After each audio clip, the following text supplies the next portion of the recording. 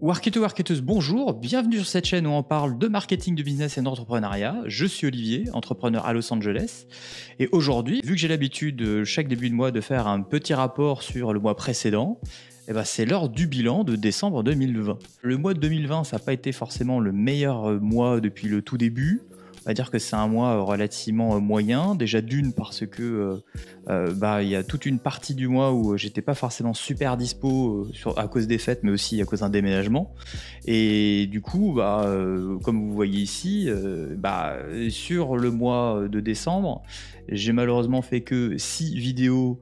Alors que d'habitude j'en fais plutôt 2 par semaine, donc plutôt 8 par mois. Ça veut pas forcément dire que c'est un mois catastrophique, loin de là, mais c'est pas le meilleur des mois depuis le départ. Mais bon, on s'en sort plutôt pas mal, hein. On va dire que tout est dans le vert encore une fois. La chaîne progresse relativement plutôt pas mal. Quasiment 4000 vues de plus par rapport au mois précédent. Je crache pas dessus. Quasiment 1000 heures de vidéos vues. 1000 heures de vidéos vues, c'est quand même pas mal non plus. Quasiment 300 abonnés de plus. 300 abonnés de plus, c'est à peu près le rythme sur les 2 derniers mois de la croissance de la chaîne, donc c'est plutôt pas mal.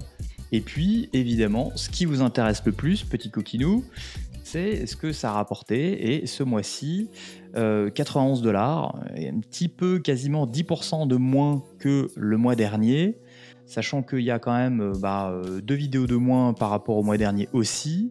Donc, au final, le mois de décembre est quand même pas si mal, sachant que évidemment ici vous voyez le résumé des mois précédents. Le meilleur mois, ça a été le mois de novembre. Le mois de novembre, pourquoi? Parce qu'il y a 2-3 vidéos qui ont bien cartonné en novembre. D'une, parce qu'il y avait les élections, et que vu que j'ai fait 2-3 vidéos qui étaient liées directement à l'actualité du mois de novembre, bon, forcément, ça a aidé quand même pas mal. Et donc sur la progression du revenu de la chaîne, on est toujours sur 60$ le premier mois de la monétisation, quasiment 100$ sur le deuxième mois, le mois de novembre, que je viens de mentionner, et puis ce mois-ci, 91$. Bon, c'est pas mal, c'est pas extraordinaire, mais bon, ça paye les bananes.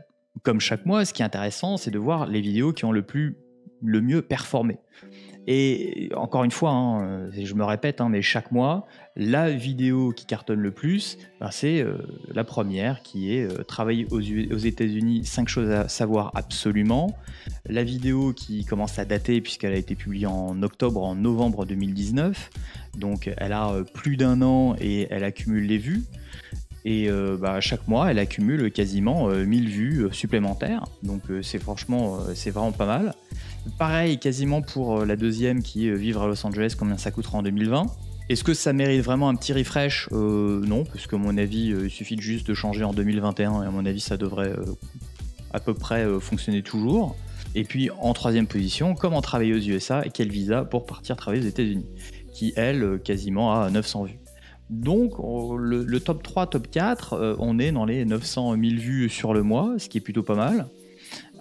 Mais ce qui est vraiment intéressant, et encore une fois, je vais me répéter comme chaque mois, mais pour le coup, moi, ça me fait quand même assez halluciner. Cette fameuse vidéo, donc numéro 1, qui est travailler aux USA, 5 choses à savoir absolument. Aujourd'hui, depuis sa date de publication, on en est à plus de 16 000 vues. Donc 16 000 vues, franchement, c'est pas dégueulasse et ça commence à faire plutôt pas mal. Donc 16 000 vues accumulées depuis le tout départ et elle a rapporté un peu plus de 23$. Donc 23$ sur 16 000 et quelques vues. Sur cette vidéo-là, le CPM est à 11$. Donc retenez bien ce chiffre. 11$ pour le CPM sur travailler aux États-Unis. Comme chaque mois, cette vidéo, le pouvoir du branding, c'est celle que je surveille le plus parce que c'est quand même pour moi un peu un ovni. La vidéo a cumulé depuis sa date de publication 1500 vues. Donc 1500 vues, c'est clairement 10% de la vidéo précédente, donc de la vidéo qui est le number one en termes de vues sur la chaîne. Donc 10% des vues de l'autre, mais elle a rapporté aujourd'hui 36$. Elle a rapporté 50% de plus que l'autre vidéo. Pourquoi? Parce que le CPM ici, il est énorme. Le CPM ne descend pas, le CPM il reste quand même assez balèze. On est toujours sur du 40 et quelques dollars le CPM, ce qui fait que 4 vues pour l'autre vidéo, ça quasiment équivaut à une seule vue pour celle-ci. Ça explique en partie pourquoi le revenu est beaucoup plus important sur cette vidéo, mais pas que. C'est surtout aussi le sujet qui est extrêmement important. Et comme vous le voyez ici, sur tous les sujets marketing, le CPM est beaucoup plus élevé. Je vais prendre comme exemple une vidéo qui a été publiée donc en décembre. C'est une vidéo qui fonctionne un petit peu plus, qui performe un petit peu plus que la moyenne sur la chaîne. Mais c'est surtout qu'avec 500 vues aujourd'hui, elle a déjà accumulé quasiment 9 dollars. Donc 500 vues, c'est quand même pas énorme, mais 9 dollars, c'est pas énorme non plus, mais 9 dollars pour 500 vues, moi, tous les jours, je prends. Pourquoi ? Parce que, encore une fois, dès qu'il y a une vidéo de qualité, quand je dis de qualité, c'est-à-dire une vidéo qui est vue et qui parle de marketing principalement, le CPM, on est sur du 40 dollars, encore une fois. Alors qu'une vidéo qui est plus sur, on va dire, des sujets qui sont un petit peu plus généralistes, un petit peu plus globaux, le CPM, lui suit pas. Il est sur du 10, 11, quelquefois on est plus sur du 8, quelquefois on est plus sur du 15, mais on est aux alentours de 10 dollars le CPM. Ça veut dire quoi ? Ça veut dire qu'à terme, ce qui serait intéressant, c'est de faire plus de vidéos qui sont 100% orientées marketing. Pourquoi ? Parce que quand on fait une vidéo marketing, grâce au CPM, c'était quasiment en termes de revenus, je parle juste en termes de génération de revenus, c'est comme si on en faisait quasiment 4 des vidéos généralistes. Parce qu'elles rapportent 4 fois plus.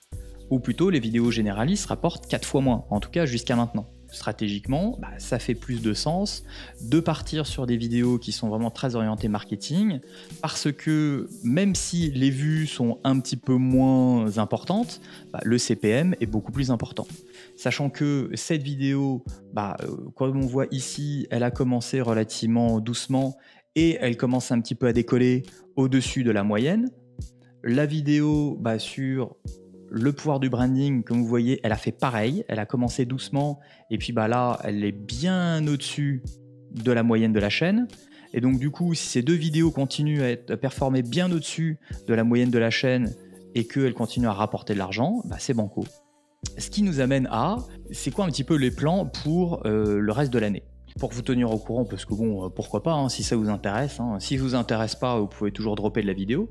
Mais si ça vous intéresse un petit peu mes 3 objectifs pour 2021, déjà d'une, ce serait, d'ici le 31 décembre 2021, c'est d'atteindre les 10 000 followers.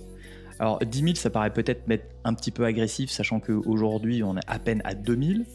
Maintenant, vu la progression et si tout va bien, 2 vidéos par semaine, encore une fois c'est quand même assez agressif, c'est pas facile de tenir les 2 vidéos par semaine, mais si j'arrive à en pondre 2 par semaine, je pense qu'il y a possibilité d'atteindre les 10 000 followers à la fin de l'année.